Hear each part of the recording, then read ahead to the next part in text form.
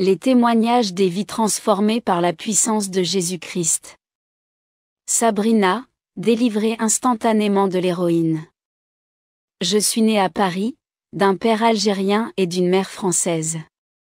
À l'âge de 15 ans, ma mère a refait sa vie et m'a envoyé vivre chez mon père, avec qui les relations ont toujours été difficiles.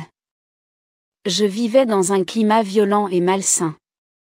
J'ai ainsi commencé à fumer régulièrement du cannabis pour combler mon mal-être. Un jour, mon père, sous l'emprise de l'alcool, a menacé de me tuer et je savais qu'il en était capable. Je me suis d'ONC enfuie et me suis retrouvée livrée à moi-même, le deal de drogue et les consommations étaient devenus mon quotidien. À 17 ans, je suis sortie des squats pour m'installer chez mon nouveau petit ami où je pensais avoir retrouvé une stabilité. Jusqu'au jour où j'ai fait l'erreur de toucher à l'héroïne. Au départ par simple curiosité, mais 2 mois après, je passais à la seringue. Du cambriolage au trafic de drogue, de faux billets je développais mes business, la rue et ses galères m'ont endurci. Je me croyais invincible, surtout avec mon 8 mm à la ceinture. Au fur et à mesure, je perdais le contrôle. Je m'enfonçais et vivais de plus en plus dans le mensonge. Tout ce qui comptait à présent, c'était ma dose. J'ai bien essayé plusieurs fois de décrocher à l'aide de médicaments. Je suis même partie en cure de désintoxication et en post-cure. Quelques mois plus tard, j'en suis ressortie clean et persuadée que j'avais repris ma vie en main, mais là encore, j'ai replongé. Le désespoir désespéré, je me suis levée cette nuit-là avec l'intention d'en finir. Lié à ce produit, je pensais ne jamais m'en sortir. Je me suis injecté une forte dose d'héroïne, pensant partir ainsi, mais j'ai repris connaissance. Du 6 sur 140 coups, j'ai attrapé la bouteille d'eau de Javel et me suis fait une autre injection, je vous épargnerai les autres détails. Je me suis réveillée 1 mois plus tard en réanimation, branchée de partout. Opérée à cœur ouvert, après une grosse hémorragie du cœur et de longs arrêts cardiaques, les médecins pronostiquaient au mieux un état végétatif. J'étais devenue la miraculée de l'hôpital.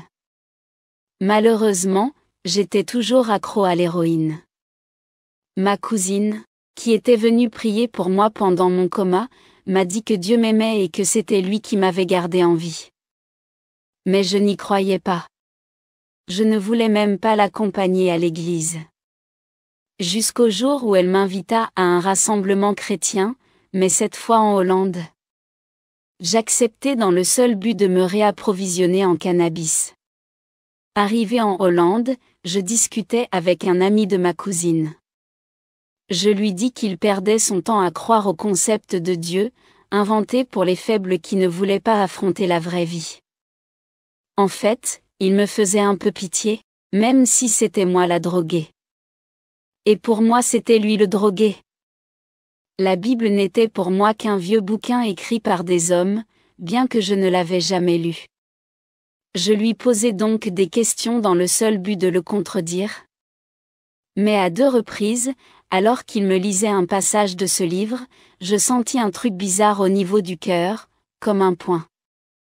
J'eus très peur car mon opération n'était pas vieille. Mais cette sensation partit comme elle était venue. Très étrange. Je ne dis rien à personne, mais cette coïncidence troublait mon esprit cartésien. Dans la discussion, ce gars me dit que si je voulais savoir si Dieu existait, il me fallait simplement faire ma propre expérience, que ce serait là que je verrais. Peu après, de retour à Paris, j'ai voulu vérifier. J'ai donc commencé à parler à ce Jésus qu'on me disait mort pour tous mes péchés. En faisant le bilan de ma vie, comme tout le monde, j'avais aussi fait des choses dont je n'étais pas fière. Alors que j'ignorais véritablement les valeurs de Dieu, j'ai pu ainsi concevoir que ma vie n'était pas forcément si bien que ça. Le défi étant sincère, je m'attendais à ce qu'il se passe quelque chose. J'ai alors passé le meilleur deal de toute ma vie. Alors que la drogue était toute ma vie, je lui ai dit, si tu me débarrasses de toutes mes dépendances, je croirai en toi et te suivrai. Instantanément, je ressentis à l'intérieur de moi une paix, un amour, des sensations que je n'avais jamais expérimentées, même en me shootant. C'était surréaliste mais bien concret. À ce moment précis, j'ai réalisé que Jésus était bien vivant et j'ai compris que j'avais cherché au travers de la drogue un bien-être que Dieu seul pouvait véritablement m'apporter, de plus gratuitement. Et surtout, j'avais cette conviction d'avoir été délivré de la drogue et même de la cigarette. Enfin libre. J'ai repris mes études et j'ai trouvé du travail, un appartement. J'ai pardonné à mes parents et renoué des liens avec ma famille. À présent, je sais que Jésus m'aime, non pas comme un homme peut aimer, mais d'un amour véritable. Maintenant, je sais que je ne serai plus jamais seul. J'ai trouvé un sens à ma vie et surtout j'ai retrouvé le goût de vivre. Il est la meilleure rencontre que j'ai jamais faite. Amen. Denis, dyslexie, une vie sauvée et transformée par Jésus-Christ. J'ai été élevé dans le centre de la France.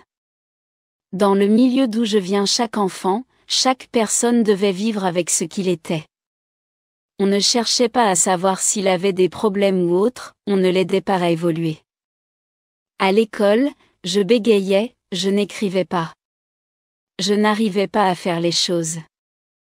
Mon problème de communication était la dyslexie et j'étais un gaucher contrarié. Au niveau de l'écriture, ce que je lisais et ce que j'écrivais était différent. J'ai toujours eu un 0 pointé, j'étais toujours au fond de la classe.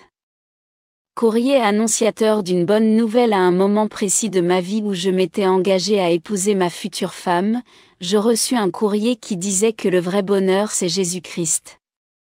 Dans mon cœur, il m'est revenu une parole que ma mère me disait, « Mais, après quoi cours-tu » Et par ce courrier, j'ai compris que c'était le bonheur que je cherchais. Je l'ai raconté à celle qui était ma compagne pendant cette période. Elle m'a dit, si Dieu existe, tu ne devrais pas être malade. Quelques mois après notre mariage, elle décéda. À la découverte du Dieu vivant, la parole que j'avais lue dans le courrier qui m'avait été adressé par le passé me revint. Je partis donc rencontrer l'ami qui me l'avait expédié. Il me fit découvrir ce qu'il vivait parce qu'il s'était converti à Jésus. J'ai vraiment découvert qu'il y a un Dieu vivant. Et, ce jour-là, il m'a fait ressentir de la joie, de la paix, du bonheur. Ce n'était pas un Dieu lointain car il était présent. Il me connaissait et je le découvrais. Un terrible accident alors que je venais juste d'avoir mon diplôme d'assistant de vie. Je m'étais engagé à partir dans une colonie de vacances pour aider au service. Sur la route, une voiture qui venait en face et sur un faux plat me percuta de front. J'ai été écrasé sur tout le côté gauche, le côté droit était paralysé avec un traumatisme crânien et le foie éclaté. Quand je me suis réveillé en salle de réveil, on m'a appris que ma voiture avait été totalement écrasée. Les médecins ne savaient pas ce que j'allais devenir. Un combat de tous les jours. Cela fait 3 ans que Dieu est entré dans ma vie, il a posé sa main sur moi et il me garde. Avec de la rééducation intensive, en à peine 1 an, j'ai repris le volant et mes activités. Même si je ne fais plus ce que je faisais avant, je suis en vie. C'est la plus belle des choses qui puissent m'arriver. Si vraiment dans ta vie, tu es interpellé, arrêté, accidenté ou incompris, Dieu comprend et il t'aidera à cheminer avec ce que tu as. Accepte et comprends ce que Dieu a fait pour toi en pardonnant tous tes péchés en son Fils Jésus-Christ. Amen. Pourquoi dire merci au Seigneur est important? Début. Aujourd'hui, lorsque je priais et que je rendais grâce à Dieu en lui disant merci pour ce qu'il fait pour moi, le Seigneur me parla et me dit, vous les hommes, lorsque vous faites du bien à votre prochain, ou que vous lui rendiez service, vous vous attendez à ce qu'il vous dise merci et lorsqu'il ne le fait pas vous murmurez dans votre cœur et dites qu'il n'est pas reconnaissant et mal éduqué. Après avoir entendu cela, je demandai pardon au Seigneur parce que je sortais d'un voyage et qu'il m'avait très bien protégé et m'avait fait voyager à merveille, mais lorsque je suis rentré, je n'ai pas pensé à lui dire premièrement merci, mais c'est à une heure lorsque je commençais à prier que je lui disais merci après des heures plus tard. La Bible confesse que nous rendrons compte de toutes les vaines paroles que nous aurons proférées, ce qui signifie que toutes nos paroles sont écrites et comprises au ciel. En outre, lorsque nous disons « Merci Seigneur » pour une situation, cela est écouté au ciel et écrit et les anges sont réjouis, mais nous sommes tellement égoïstes et nous pensons que Dieu n'a pas besoin qu'on lui dise merci. Or c'est le contraire, car notre Dieu nous aime et il voudrait qu'en retour nous lui témoignions de cet amour, mais par notre foi, car si Dieu nous disait ouvertement tout ce qu'il fait pour nous en une journée, nous passerons certainement des heures à lui dire merci, mais il veut que nous le lui disions par la foi en sachant qu'il nous protège, qu'il nous nourrit, qu'il nous fait du bien, que rien ne nous arrive sans sa volonté. Notre Dieu veut que nous sachions ces choses par notre foi en lui et qu'on lui dise merci pour toutes ces choses. Un frère qui était un agent des ténèbres s'était repenti un jour en confessant comment il avait essayé de me tuer sur la route par un accident, mais les anges sont intervenus et il n'a pas réussi son projet. Or moi je n'étais au courant de rien, et s'il n'avait pas confessé, je n'aurais jamais imaginé que le Seigneur m'avait épargné d'une mort certaine. Ceci n'est donc pas seulement mon cas mais celui de tous les enfants de Dieu, et ceci mérite des actions de grâce au Seigneur Jésus-Christ qui veille sur nous sans venir nous dire je t'ai fait telle ou telle chose, mais il veut qu'on le sache par notre foi en lui, car une seule journée le Seigneur te protège de tellement de plans de mort ou d'accidents que tu ne peux connaître. Aujourd'hui je connais que le Seigneur veille sur moi et me protège, mais je sais aussi que le diable veut m'arracher la tête, alors je dis merci à Jésus et je demande parfois la protection divine même pour un déplacement de quelques mètres, car le diable est capable de te faire glisser juste pour son plaisir sachant qu'il ne rien faire d'autre, et il est même capable de faire cogner ton orteil juste pour se réjouir de ta douleur, pour ensuite te faire accuser Dieu en disant pourquoi Dieu a-t-il permis cela. Or tu n'as jamais dit merci Seigneur Jésus parce que tu m'as protégé et je n'ai pas cogné mon orteil durant cette journée. Je demande aussi pardon à Dieu parce que je n'ai pas souvent dit merci lorsque je lui ai demandé la protection et qu'il m'a protégé, et quand je rentre je ne lui dis pas merci. J'ai été égoïste pendant longtemps, Seigneur pardonne-moi. Le diable nous pousse toujours à voir ce que nous n'avons pas au lieu de voir ce que Dieu nous a déjà donné depuis notre naissance sans même qu'on ne lui demande. On oublie cette fois où on devait certainement échouer ou redoubler, mais par miracle on a validé. Le diable nous fait croire que notre Dieu est irresponsable et ne prend pas soin de nous. Or tout ceci est juste une mise en scène, car le Seigneur connaît ce qu'il te faut, mais si avec ce que tu as tu n'es pas en joie et en paix, tu ne le seras jamais, car il y aura toujours des problèmes. Or le Seigneur veut de nous le contentement et il veut par-dessus tout que notre amour pour lui soit au-dessus de tous nos besoins et problèmes, et je vous assure lorsque vous parvenez à cela, il agira en votre faveur. L'apôtre Paul n'avait parfois rien à manger dans ses voyages pour sauver les âmes, mais il ne murmurait pas pour autant. Puisses-tu comprendre que Dieu veut que ton amour pour lui soit au-dessus de tout et que tu puisses le démontrer? 1 Thessaloniciens 5 verset 18.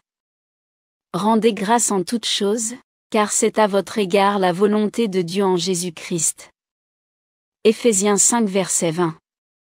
Rendez continuellement grâce pour toutes choses à Dieu le Père, au nom de notre Seigneur Jésus-Christ. Ceux qui disent merci à Dieu grandissent en grâce, car dans une maison on aime beaucoup l'enfant reconnaissant et humble qui dit toujours merci et est toujours joyeux même quand c'est dur. Demeurez bénis au nom de Jésus et rectifiez votre marche. Souhaitez-vous être en contact avec nous? Voici les conditions avant de nous écrire. Avoir donné sa vie ou être prêt à donner sa vie au Seigneur Jésus-Christ. Soyez bénis, Amen.